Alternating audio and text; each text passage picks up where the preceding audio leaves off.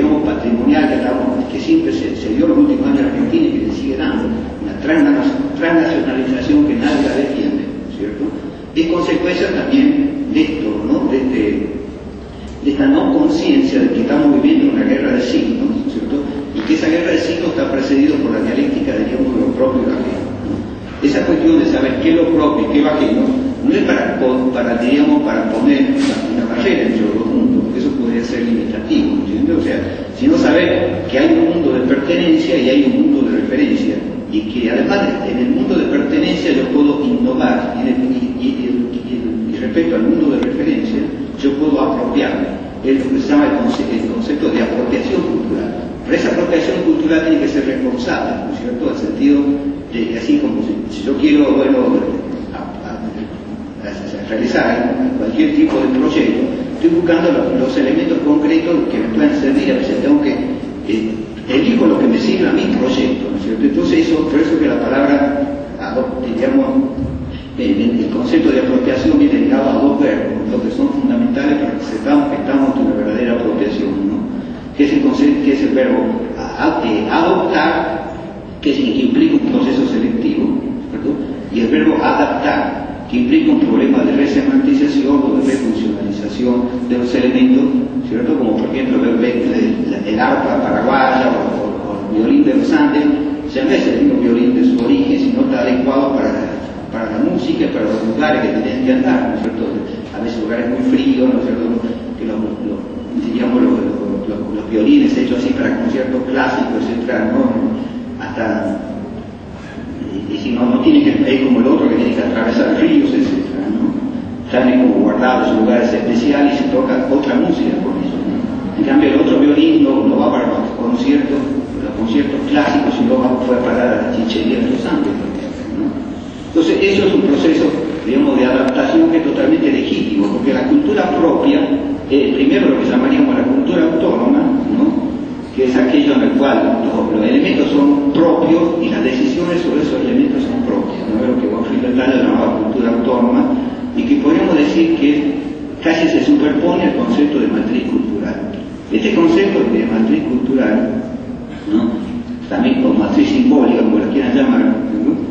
Es fundamental en esta dialéctica, digamos, de las apropiaciones, porque para que una manzana sea comida, necesita que haya alguien que preexista la manzana y que pueda comerla. Y a partir del momento que come esa manzana deja de llamarse manzana y pasa a ser nutriente del cuerpo, ¿no?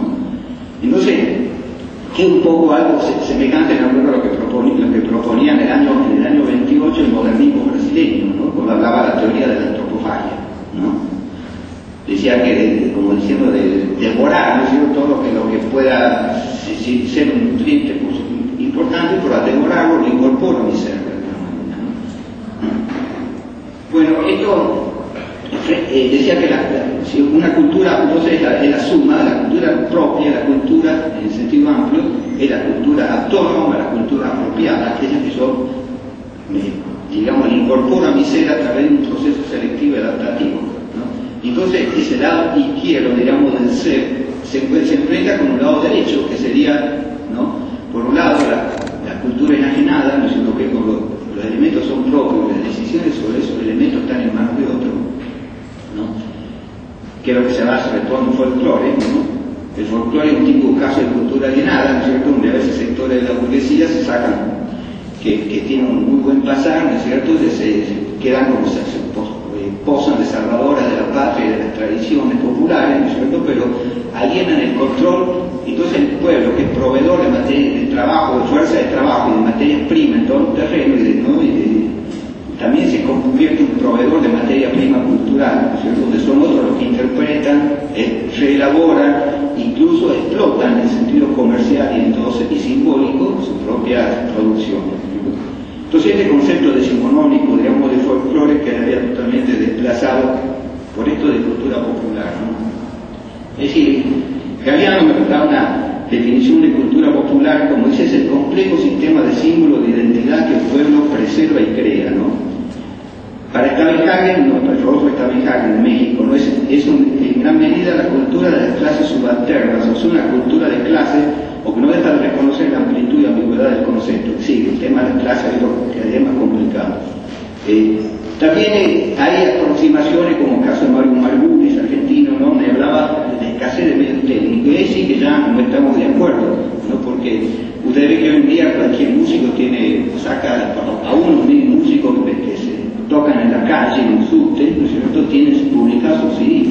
Hay un acceso a la tecnología que antes no había. Es decir, toda la concepción del folclore ha caído, ¿no es cierto? Que se refiere al concepto de sociedad folk, que algunos hablan todavía de eso, ¿no es cierto? O sea, nacido en el siglo XIX, donde realmente había sociedades muy aisladas, donde la diferencia entre el campo y la ciudad era abismal, donde todo el pueblo, el 98% del pueblo era analfabeto, cosas que hoy ya no lo ves. Ahora ya la gente está aislada físicamente, porque hay muchas carreteras, también está la televisión que uniformiza bastante, quizás más de la cuenta, ¿no? También las sociedades no son pequeñas, sino que se han vuelto ya más multitudinarias, y bueno, y sobre todo hay que incorporar la escritura. Por eso una literatura popular bonaerense que dirigí, hay un tomo dedicado a la cancionera autoral, no es solamente un tomo que tenga que ver con el cancionero anónimo. Porque la cultura popular, entonces, a diferencia del folclore, que se basa en lo oral, ¿no es cierto? Y no lo escrito, se basa en lo tradicional y no lo actual, ¿cierto? Y se basa también en lo anónimo y no lo autoral, ¿cierto? Ya caería, ¿no es cierto?, frente al concepto. El concepto de cultura popular, diríamos, pasa a ser como la cultura del pueblo, o sea, hecha por el pueblo y no en nombre del pueblo, porque hay gente que trabaja con muy buenas intenciones en nombre del pueblo, pero lo único que han logrado con eso son lo que llamamos estética de sustitución. Es lo que es típico caso, por ejemplo, del folclore, llamado folclore salteño, donde grandes músicos como Escuche Leguizamón, ¿no es cierto?, o Falú, ¿no es cierto?, junto con poetas como Castilla, ¿no?, lograron hacer una cosa que es muy bella, si se quiere, musicalmente, y también a través de letras muy cargadas de metáforas, ¿no es cierto?, porque sabemos que no tiene nada que ver con el alma de la gente, ni siquiera con la música exacta de la gente. Entonces, ese folclore elegante, diríamos, ¿no?, cuya validez artística no cuestiona en absoluto, sino quiero decir, ahí encontramos una estética de sustitución, porque quién sabe ahora cómo canta realmente el hombre de Salta, ¿cierto? Y a veces los hombres de Salta, ¿no?, lo que hacen es imitar, ¿no? A veces pasaba eso, ya también creo entre los juglares y los trovadores, ¿no?, en el medioevo, ¿no?